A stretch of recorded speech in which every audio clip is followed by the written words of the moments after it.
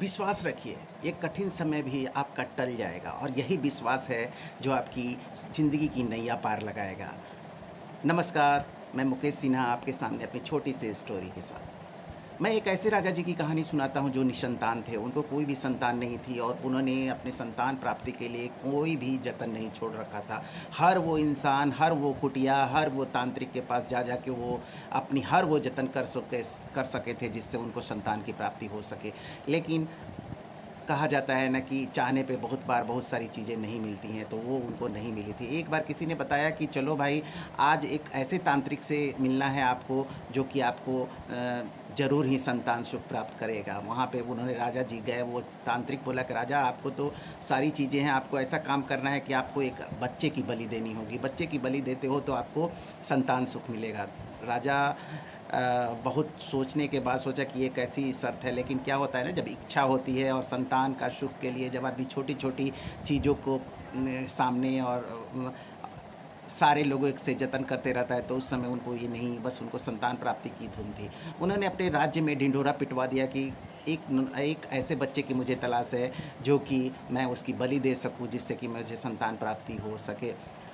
सारे गाँव में ऐसा कोई भी नहीं था जो इस तरह की अपने पुत्र को या पुत्रियों को किसी को राजा जी को दे सके। बट एक गाँव में एक गरीब परिवार था जिनके यहाँ बहुत सारे बच्चे थे। उसमें से एक ऐसा बच्चा था जो कि नित्य दिन भगवान की सेवा में लगा रहता था, भगवान पे अटूट विश्वास करता था और पूजा-पाठ में हमेशा रहता था। उनके घर वालों ने सोचा कि क्यों ना इस बेकार बच्चे को दे दिया जाए, क्योंकि इससे तो हमें कुछ मिलने वाला नहीं है, ये किसी और काम के लायक तो है नहीं। जब देखो तब पूजा करते रहता है, भगवान पे विश्वास करते रहता है और भगवान में लगा रहता है। उन्होंने ये डिसाइड किया और उस बच्चे को राजा के यहाँ भेज दिया गया। दरबार में पहुँचने के बाद बच्चे से पूछा गया कि अच्छा बच्चा, तुमको पता है कि तुम यहाँ पे आए हो, तुमको क्या चाहिए? तो उसने बोला कि मेरी अंतिम इच्छा है कि मेरे पास रेत दिया जाए, मुझे रेत रेत चाहिए।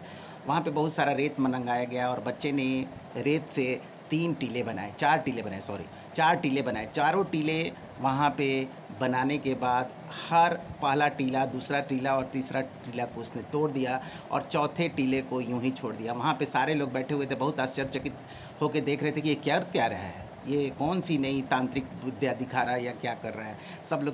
सब लोगों ने पूछा कि तुम ये क्या कर रहे हो? तो बोला कि देखो, पहला टीला मैंने इसलिए तोड़ा क्योंकि ये मेरे माता-पिता के लिए था। माता-पिता को चाहिए था कि मैं उनका संतान हूँ और मेरी वो रक्षा करते। नहीं करने के लिए, मेरी रक्षा नहीं किया और उन्होंने राजा को दे दिया बलि चढ़ाने के लिए। दूसरी टीले को मैंने इसलिए तोड़ा, ये मेरे सगे-संबंधी थे जो मेरे माता-पिता को समझाते कि नहीं, ऐसा नहीं करना चाहिए, ये तुम्हारा बच्चा है और तुमको इसकी देखभाल करनी चाहिए। तीसरी जो टीले है, ये राजा के लिए मैंने इसलिए इसे तोड़ा कि उस राज्य का नागरिक हूँ जहाँ राजा खुद ही मेरी बलि चढ़ाने वाला, तो यहाँ पे हर कोई कैसे यहाँ पे सुरक्षित हो सकता है। चौथा टीला मैंने छोड़ दिया क्योंकि ये उस प परमपिता परमेश्वर के लिए है, जिस पे मुझे अटूट आस्था है और मैं प्रणाम करता हूँ। आप जो करेंगे यही करेंगे और वहाँ पे बैठे हुए आप मेरी आप बलि चढ़ा सकते हैं। राजा सोच विचार में पड़ गया कि अरे!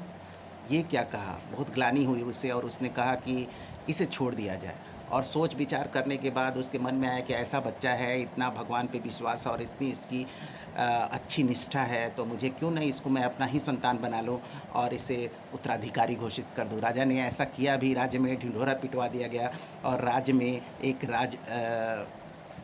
राजकुमार या युवराज वहाँ पे राज्य के लिए मिल गया। ये होती है विश्वास की ताकत मित्रों। उस बच्चे को ऊपर वाले पे इतना विश्वास था कि उसे मरने का कोई डर नहीं था, क्योंकि उसे पता था कि मेरे साथ तो वो सर्वशक्तिमान बैठा हुआ है। हमें भी बहुत बार परिस्थितियाँ हमारे अनुकूल नहीं होती और हम हमेशा विश्वास को खो देते हैं। ऐसा नहीं करना है, हमें अपने विश्वास को कायम रखना है और उस विश्वास पे हमेशा अडिग रहना है जिसके लिए हम हैं। आप बुरी समय के अनुसार गुज़र रहे हैं, लेकिन विश्वास करिए वो समय ज़रूर ही बदलेगा और आपका रखवाला आपके साथ खड़ा है, वो आपकी रखवाली ज़रूर करेगा।